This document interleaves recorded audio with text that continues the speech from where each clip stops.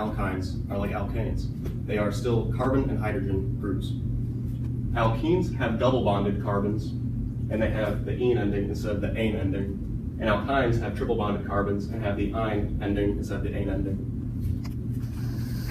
For example, in a typical alkane, there's entirely single bonds between carbons, but in an alkene, there will be a double bond at some point in the structure between two carbons.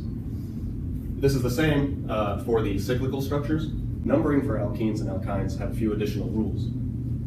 The multiply bonded carbons are numbered, that is, the double bonded carbons or the triple bonded carbons need a number locator to show where they appear in the structure. The first carbon that appears in the multiple bond is the one whose number appears in the name, and this number comes between the number prefix and the ene or ine ending. For example, this 6-carbon structure with the triple bond is hex-ine because it's a 6-carbon 3 or triple bonded structure, but it's hex-3-ine because its triple bond begins at carbon 3, even though it's connected to carbon 3 and 4. Alkenes and alkynes, when they have substituent groups, is similar to the rules learned in Nomenclature 1 for alkanes. For example, if there are 2 or more substituent groups in the structure, they'll have a di, tri, tetra prefix to indicate how many are in the structure. But in alkenes and alkynes, the multiple bonds receive the numbering priority over the substituent groups. Determining the root of an alkene and an alkyne is similar to that of alkanes, but slightly different. The root is that which contains the multiple bonds in the longest continuous chain of carbons. The multiple bond connects an alkyl chain in an alkyl ring. In these cases, we treat the cyclic structure as the root, and we'll treat the portion of the double bond that is shared by, or that's part of the straight chain, as a substituent group. Sometimes numbers are included in the structure if it can change.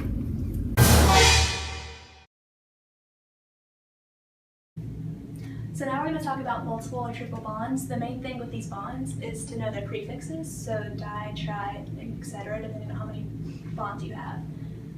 Also, prior to your prefix, you have to use the letter A. Double and triple bonds present in a ring or chain, you have to make sure to add both suffixes to the name. And always the N suffix appears before the ine suffix. And as always, you number your double bonds before your triple bonds. So in this example, we have 6 carbons, so we get the hex. And we number the double bond first, so we have 1, and the double bond is an N, so it's 1N. And then we number it to the triple bond, so fluor, and since it's a triple bond, ine. So we have hex 1N, fluorine. With any organic compounds, there are some trivial names of alkenes and alkynes that you might need to know.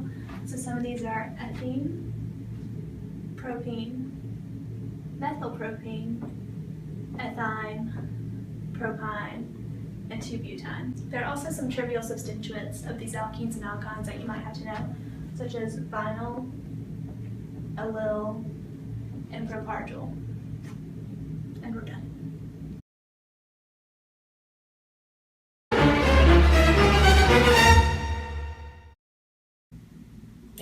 Numbering system for benzene ring. The ring is numbered to give the substituent the lowest possible set of numbers. If there is a tie, choose the one that gives the lowest number to the substituent that comes first alphabetically. For rings with 2 substituents, ortho is 1-2 positioning, meta is 1-3 positioning, para is 1-4 positioning. In nomenclature 2-2b, it's trivial names involving the benzene ring. Since several trivia names are in the widespread use, we should memorize the following ones. This one is the methylbenzene or toluene, and this one is also known as methoxybenzene or anisole. This one is the isopropylbenzene or colmine, and this one is the phenylbenzene or styrene. Alright, so you start off with 1, and the C1 is the carbon to which the methyl group is attached because of the root tooling. So you go 1, 2, 3, 4, 5, 6, and it's 2 ethyl, because it has an ethyl group right here, 4 pentyl, because it has a pentyl group right here, and toluene. This one is, you start the C1 is the carbon to which the methoxy group is attached because the root is anisole. So you start right here, which is 1, go 2, 3, 4, 5, 6. And it's 3-nitro-anisole, or you can name it as M-nitro-anisole. Doesn't make coffee. That's it. Okay, be serious. Okay. So the substituents containing the benzene ring. So basically, if it's complicated, the benzenes make it easy. So on here, C6H5 is known as a phenyl group. So you draw the phenyl group, and then you continue with naming it. So you have a chlorine off of the fourth branch, so it would be 1-phenyl-4-chlorohexane because it's a hexane as the phenyl group.